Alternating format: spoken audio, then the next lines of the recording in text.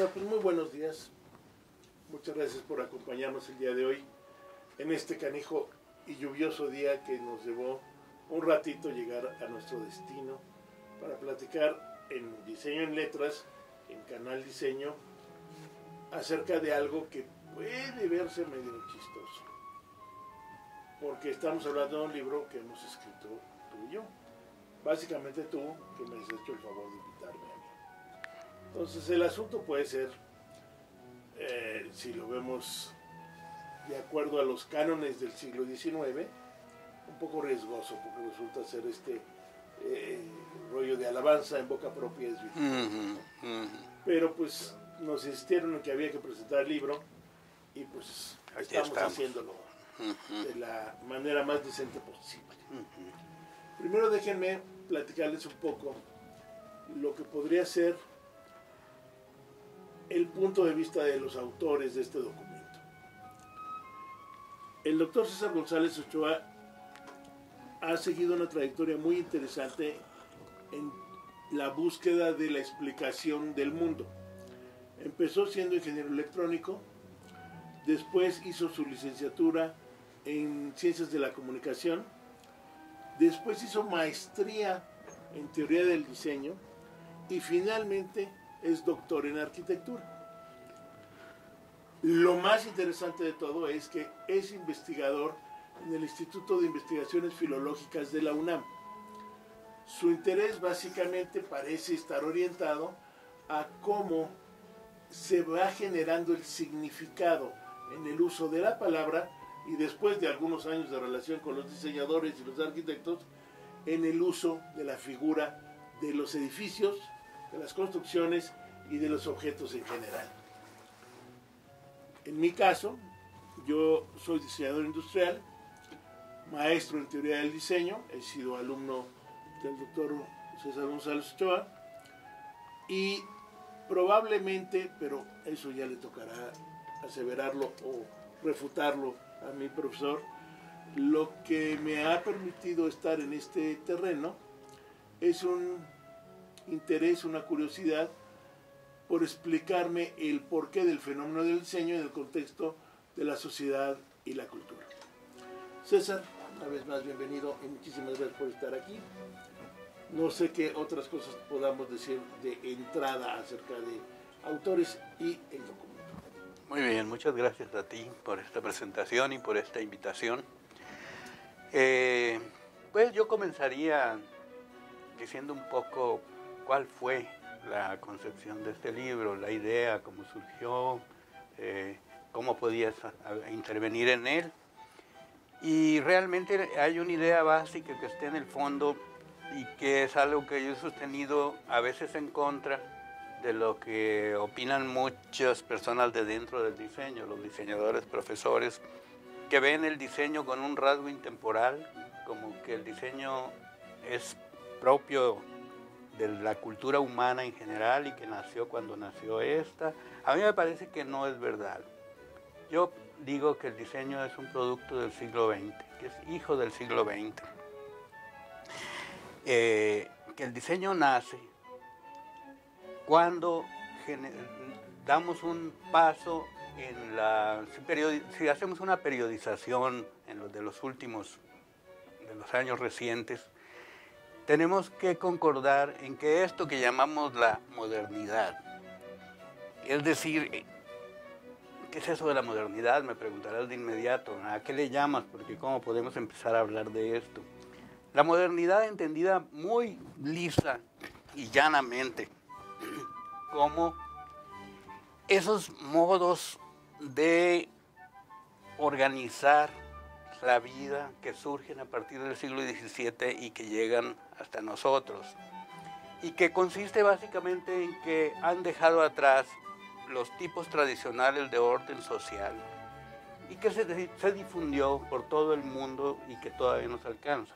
Es decir, a eso le estoy diciendo en modernidad, básicamente, que esa modernidad no es homogénea, sino que la podemos dividir en dos etapas. Una modernidad que tiene que ver con la producción, es decir, una etapa en que lo importante era producir. El consumo se daba por añadidura, pero no se ponía el énfasis en esto. Y otra etapa en la que estamos viviendo, que es una modernidad que privilegia el consumo. ¿Dónde está esa inflexión, este punto? En el momento en que existe una crisis de sobreproducción en el mundo, sobre todo en Estados Unidos, donde no hay consumo. ¿Por qué? Porque los salarios eran muy bajos, no se habían preocupado los grandes capitalistas. A ellos les interesaba extraer el máximo de utilidad, y quién iba a consumir estos productos no era importante, ¿verdad? Habrá quien. Pero llega un momento en que no hay quien compre esto. Y Estados Unidos tiene un stock inmenso de productos. Y ahí vienen las grandes quiebras, en 1929. Se llega a la conclusión de que así como enseñamos a producir, así como racionalizamos la producción, tenemos que hacer lo mismo para salir de estos productos, tenemos que racionalizar el consumo. Esa es la idea básica de este libro. ¿Qué es esta etapa de racionalización del consumo? ¿Y por qué tiene que acudir a un elemento aún no presente en la historia, que es lo que llamamos el diseño? Entonces esa es la idea que está por detrás. No sé si tú quisieras ahora. A mí lo que me parece muy interesante es cómo esta situación de el énfasis en la producción o el énfasis en el consumo, en el área de mercadotecnia, la manejan como un cambio de las políticas de mercadotecnia, que es la mercadotecnia basada en la producción. Yo vendo lo que puedo producir, y lo que se da a partir de este fenómeno de necesitar vender lo que se está produciendo, cambia el asunto. Y entonces hay un factor extra ahí para el surgimiento de esta aplicación del diseño, que es: voy a comenzar a identificar qué es lo que la gente puede comprar, para que entonces diseñe la mercancía que me puede comprar fácilmente. Sí. Entonces, desde el punto de vista de mercadotecnia, esto se instrumenta por este tipo de problema del que tú estás haciendo mención. Aquí hay algo que me parece muy interesante en términos de esta postura, que tal vez es de las cosas que subyacen en el texto para quien nos conoce, que es esta discusión entre el diseño surge en el siglo XX, visto como un fenómeno socioeconómico, político, o desde el punto de vista epistemológico como un modo de conocer el mundo para transformarlo. Pues acompaña a la humanidad, por lo menos en el nivel de complejidad, de solucionar problemas complejos, por lo menos desde la Edad de Bronce, donde la situación de la complejidad del fenómeno que demanda la prefiguración de un artefacto ya demanda algo un poco distinto que el mero tejer la carpetita de crochet que hacen las abuelitas, ¿no? Que pueden también prefigurar, pero que no atiende esta complejidad, que es donde diríamos podemos marcar una distinción entre el mero imaginarte las cosas o el empezar a abordar la solución a problemas complejos. Sí. Pero ¿por qué me parece que hay que hablar de diseño en esta época en que estamos hablando? Porque yo creo que lo que se hacía antes, de la Edad de Bronce hasta la Revolución Industrial, y de la Revolución Industrial hasta estas crisis de sobreproducción, no es lo mismo a lo que se hace a partir de esta sociedad. Sí, no es lo mismo. Hay un cambio radical, hay un cambio cualitativo, por lo tanto tenemos que llamarle de otra manera, ¿verdad? Entonces yo insisto en que el diseño es un fenómeno reciente, es un fenómeno contemporáneo. Como te digo, esto es lo que está como en el fondo de esta idea de donde surge el libro. ¿Y qué ha pasado entonces para acá? Bueno, si recuerdas, para hacer otra vez un poquito de historia contemporánea, ¿qué pasó con la crisis esta que te digo de 1929? La población parada, no había quien comprara, no había dinero que circulara, la gente sin trabajo. Entonces, ¿qué había que hacer? Ocupar a la gente. Eso fue una de las grandes cosas que trajo la economía de esos años. Había una economía, un poquito antes incluso, un poquito antes, cuando dijo, vamos a la ocupación plena. Decía un economista inglés al que contrató Roosevelt, que se llama Keynes, decía, si es necesario, vamos a contratar a la mitad de la población para hacer hoyos y a la otra mitad para taparlos. Ocurrió un acontecimiento muy importante en la historia esta, que fue una salida al asunto. ¿Cómo vamos a ocupar a la gente? Como soldados en la guerra, pero vamos a hacer la guerra en otro lugar, no aquí, ¿verdad? Y se embarcó toda la capacidad productiva de Estados Unidos a ese esfuerzo de guerra. El asunto llegó a generar empleo para las mujeres, cosa que antes era imposible. Exactamente. Y en México pasó algo interesante. Empezamos a vender, a exportar artículos de consumo cotidiano a los Estados Unidos. Sí. Empezamos a vender nuestros equipales, nuestros tornillos, estos vasos que se usaban para medir el pulque, empezaron a venderse para Estados Unidos, y eso nos dio la ilusión de que nos íbamos a industrializar, y me parece que podemos hacer una liga entre eso y el que se haya fundado la primera escuela de diseño industrial, llamada así diseño industrial, en la Ciudad de México, con la proposición de Felipe Pardines, a partir de haber estado en el Illinois Institute of Design en esos años, así se llamaba, no Illinois Institute of Technology, y traerse la idea de fundar diseño industrial en México. Esto sucede en los años 50, en la primera mitad de los años 50, y la primera licenciatura en diseño industrial, o el primer programa que tiene diseño industrial en el nombre, es el que propone la Ibero bajo esa propuesta de Pardines, que me imagino tiene que ver con esta idea, ¿no? Yo creo que ya sí. Trasnochada, porque ya para entonces baby boomers ya habían llegado de regreso, ya las mujeres estaban de regreso en la casa, había que educarlas como consumidoras, como dices tú, sí. Y México se quedó con la ilusión de la industrialización y empezamos a desarrollar un diseño que está más orientado a la comercialización que a la producción. Está más orientado a ver cómo promovemos por todo tipo de sistemas de exhibiciones, apoyo a la publicidad, los anuncios, etcétera, que el diseño de la mercancía en sí misma. Sí.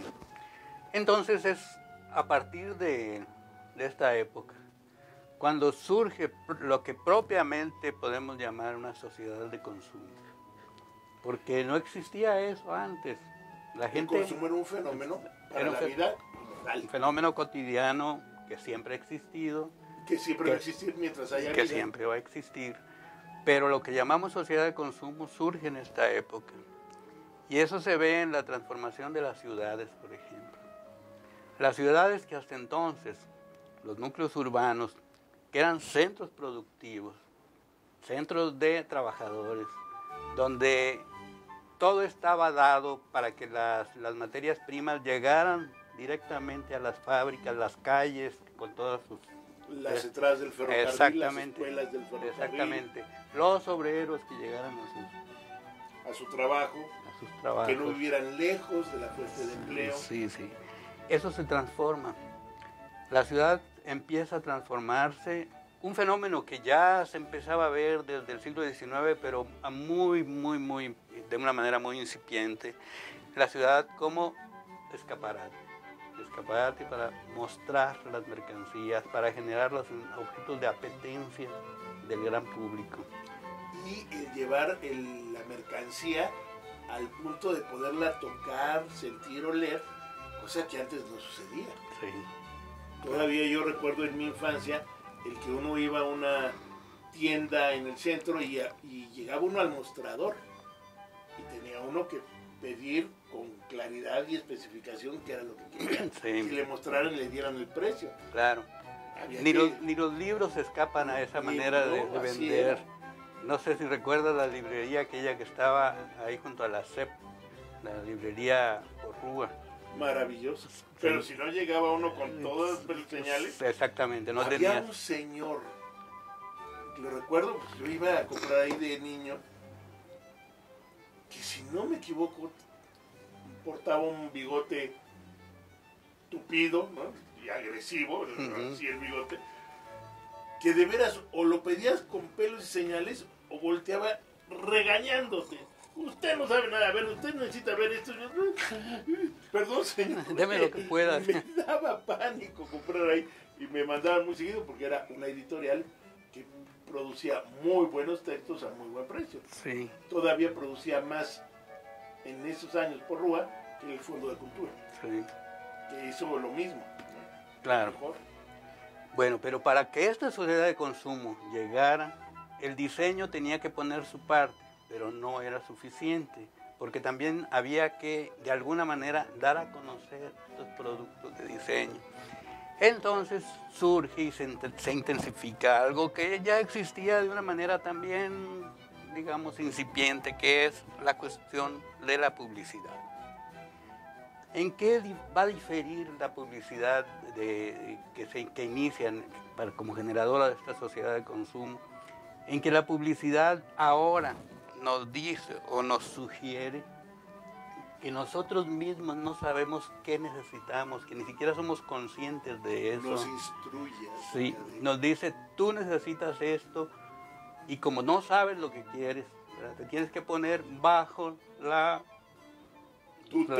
tutela de los que sí. De los que tienen el fondo.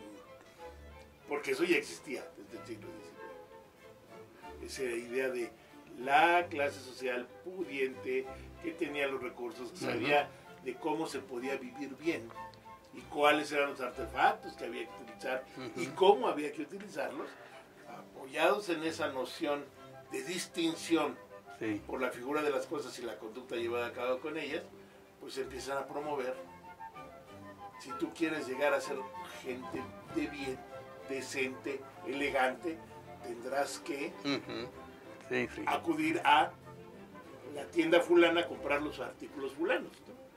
Claro, entonces por eso la hipótesis completa, digamos, del libro, o la tesis en este caso, es que tanto el diseño como la publicidad se necesitan mutuamente y ambas son hijas, digamos, del siglo XX. La sociedad consumo, pues a esto que así le llamamos.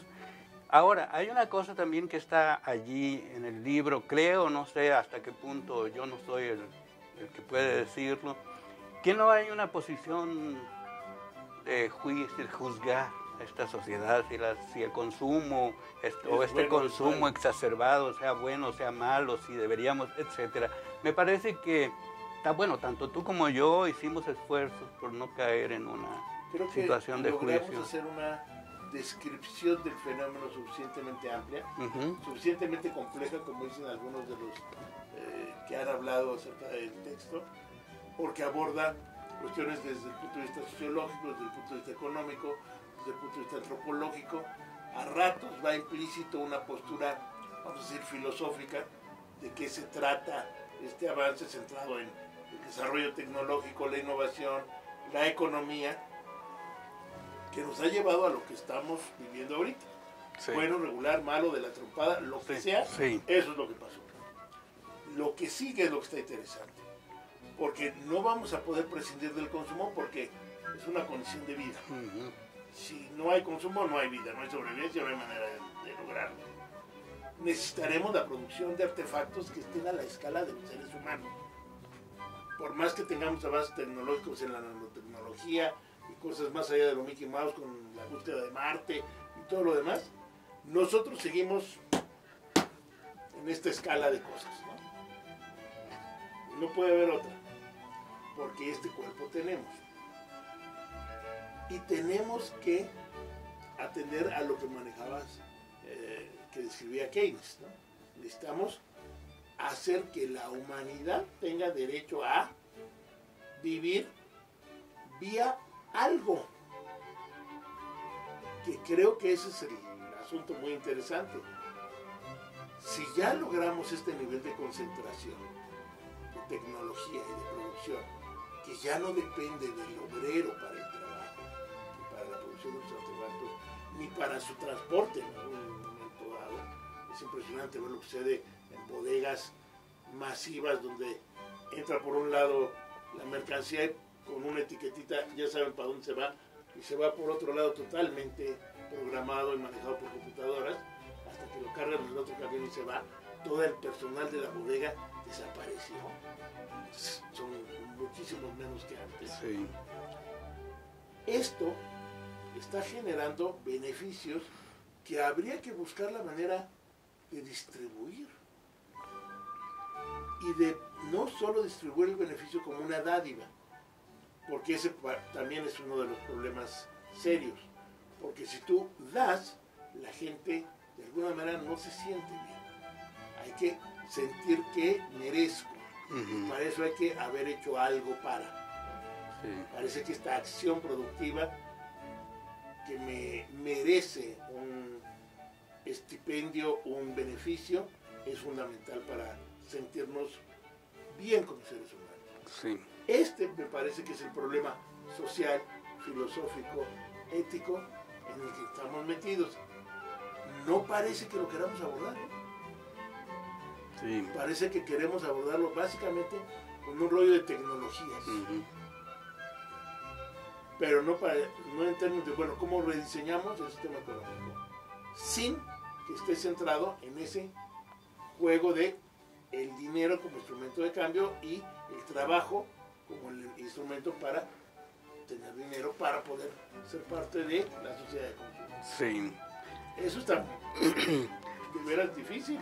Sí, y hay otra cuestión que tiene que ver antes de querer hablar así un poco de los rasgos éticos, que me parece muy importante. No tengo mucha idea cómo abordarlo, por cierto, pero bueno, pero antes de eso, sería interesante ver también que en las sociedades anteriores a la nuestra, en las sociedades de consumo, las personas estaban asignadas, digamos, a un cierto sector social que de alguna manera las identificaba, les daba un cierto carácter de identidad, positivo, negativo, no importa. En una buena medida se aceptaba. Sí, se aceptaba esto, ¿no? Pero ¿qué pasa ahora? Ahora todos somos sujetos de consumo. Tú ves ahí, por ejemplo, uno pensaría que el teléfono celular es un bien de consumo propio solamente de un cierto sector, pero no es verdad. No es verdad. Es el mejor instrumento para mis plumeros. No tienen que pagar renta. Están a la atención de cualquiera de sus clientes con un celular en cualquier lugar. En cualquier lugar, exactamente. Eso es una maravilla. Antes había que buscar el plomero en tal lugar. Sí, ahora no. Los plomeros ya no. Sí, los plomeros, es cierto. Pero no solamente los plomeros, casi todos estos liberales que existen, estos oficios. Sí, entonces todos somos, en este sentido, iguales. Habrá unos, como decía Orwell, más iguales que otros, pero bueno, ese es otro asunto. Sin embargo, sí necesitamos una cierta adscripción a un sector. ¿Y cómo se consigue eso? El consumo lo realiza también. ¿A través de quién? De las marcas, por ejemplo. Las marcas nos identifican. Somos parte de este grupo que sigue tales marcas. Y resulta un fenómeno interesantísimo porque cuando lo ves en el nivel global y nos damos cuenta que las puntas de la pirámide tienen más en común con la punta de la pirámide de un país a miles de kilómetros de distancia que con su base, empiezas a darte cuenta que lo que distingue a los distintos pobladores de esas cúspides piramidales son estas marcas. O sea, yo soy un Hugo Boss, no importa si soy japonés, francés, inglés, suizo, peruano, no importa. No, yo soy un, ¿cómo se llama este? High Creek o no sé qué carambas, alguien más informal y deportivo, no tengo más idea. de montaña, ¿no? Sí. Entonces, pero están en esa punta de la pirámide. Sí. Y están finalmente siguiendo un modelo que en realidad me parece muy norteamericano. De pronto ves gente japonesa que, por ejemplo, desde los mangas, ¿no? Quieren tener ojo occidental, no oriental, sí. y entonces lo exageran. Sí, unos ojos de ese y tamaño. la moda es también en ese sentido. Dices, espérate, si te acuerdas de Tanizaki y su elogio de las sombras, el tipo en los años 30 estaba precisamente haciendo ver cómo esta sociedad de consumo, esta homologación que se estaba dando, estaba dejando de lado aspectos estéticos que él consideraba muy importantes como rasgos de identidad de su cultura, de su país. Sí. Esto está de veras interesantísimo, porque ahora lo que en términos de Dawson, por ejemplo, con su historia dinámica de la historia universal, eran los rasgos definitorios de cultura, ya lo que es territorio y genética ya no son tan definitorios de cultura. Exactamente. Es un fenómeno más bien de comunicación y un fenómeno social, sobre todo. Sí. Sí, en los años, hace ya mucho tiempo, en los años 70, un escritor al que yo admiro mucho, que se llama Steiner, escribió un libro que se llamaba Extraterritorial, que hablaba de escritores, la extraterritorialidad en escritores, como, no sé, Borges, digamos, ¿verdad? Que era leído y sus temas eran generales. Pero podemos aplicar ahora esta cuestión de la extraterritorialidad a la sociedad actual. Y esto viene un poco relacionado, esta ausencia pues de etnia, de nacionalidad hacia donde estamos y que tú estás recalcando ahora con esto de los japoneses y todo lo demás. Esto viene también, es correlativo al fenómeno de la red de internet, ¿verdad? Tú estás buscando algo, tú no sabes dónde está, no sabes en qué país. Tampoco no sabes, me importa, ¿eh? Y no es importante, es lo que te iba a decir. Es lo que es más dramático del asunto. Y no es importante. Entonces, todo esto viene junto. Toda esta especie de, para usar el término que todo el mundo usa en economía, ¿verdad? De globalización. Todo este término de globalización hace que se aplica, pues aquí, mundialización, como le queramos llamar, ¿verdad? No nos identificamos ni con los de nuestra raza, ni con los de nuestra nación, ni con los de nuestro pueblo. Nos identificamos por los objetos que usamos, que podemos comprar, con lo que consumimos. Con lo que consumimos. Y el asunto llega a cosas impresionantes. ¿Tú a qué bar vas después de trabajar? ¿Tú qué deporte haces en los fines de semana? Y de pronto la gente se empieza a definir de esa manera y se empieza a ver de esa manera. Sí. Este fenómeno de los trotadores o corredores exacto. Es impresionante, o sea, viven en paz. Sí. Se vuelve ya un rasgo distintivo. Sí. Lo que me parece también muy interesante es cómo este fenómeno es básicamente urbano, que ya ahorita es la mayor parte de la población, claro. O el 50% de la población más, mundial, más. ¿no? Está centrada en la urbe. Pero una vez que sales de la urbe, el fenómeno se reduce. Y una vez que sales de la urbe, el consumismo se reduce. Porque no hay en el ámbito rural los niveles de ingreso ni los mecanismos de promoción del consumo. No hay esta ciudad de escaparate, no hay este escaparate por todos lados, no hay todos estos espectaculares, aunque sí está la señal televisiva o la señal de internet.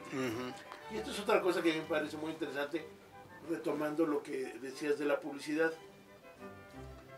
Hasta el siglo XIX, la publicidad estaba basada en la palabra, en un ejercicio retórico basado en la palabra. Y es interesantísimo el ver cómo en las revistas de esa época se va dando un fenómeno entre el 1880 y el 1920. Se va reduciendo el texto y va incrementando la proporción del anuncio en términos de la imagen que se genera. Y todo lo que se generaba en términos de un texto persuasivo, tratando de convencer a la gente, haciendo el elogio del producto, de pronto empieza a hacer un trabajo muy creativo en términos de imagen. Y a ratos haciendo cosas medio ridículas, ¿verdad? Pero el manejo del discurso en la imagen me parece el rasgo más distintivo de este fenómeno de la inclusión del diseño en el trabajo de propiciar la construcción de una sociedad de consumo. Sí, y en la publicidad hay ejemplos. de cómo desde hace 40 años por lo menos, estos señores creadores de publicidad, que eran así como una especie de iluminados que veían Sí, el futuro. era el cuestión de las musas. Sí, entonces estos señores, yo recuerdo por ejemplo, para hablar de estas cuestiones de formadores, cómo la publicidad y el diseño son formadores de estas identidades de grupo, yo recuerdo un anuncio de un whisky en los años 70, que la imagen, la publicidad del cartel, digamos, incluso creo que había en las calles estos anuncios espectaculares, era una foto de una botella de este whisky ocupando el 80 o 90% del espacio, y abajo una pequeña leyenda que decía: se ve caro, Lo es. lo es. Eso era una genialidad, cinismo. pero una genialidad Sí, claro. de anuncio muy adelantado para su época.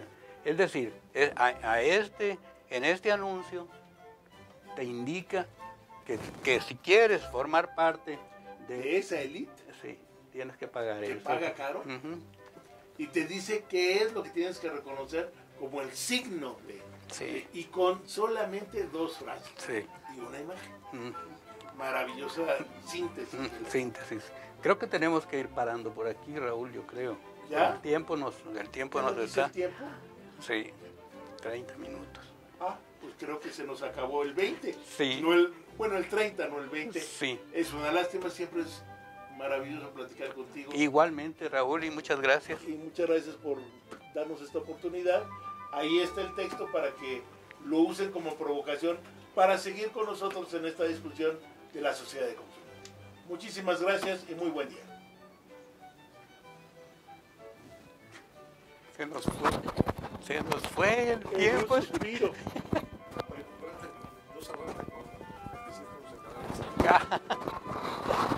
Lo grabamos ahorita.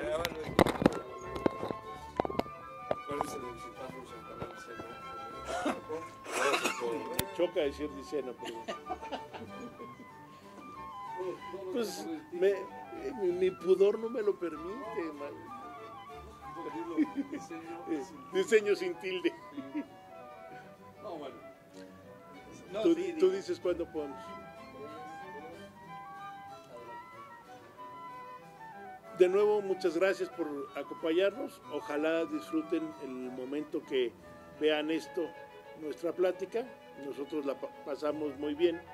Ojalá que ustedes se incorporen en ello. Visítenos en Diseño en Letras, en canal diseño sin tilde.com. Ahí estará a sus órdenes este rato de plática acerca de diseño y consumo en la ciudad contemporánea. Muchísimas gracias de nuevo. Visítenos, diviértanse y sigamos aprendiendo.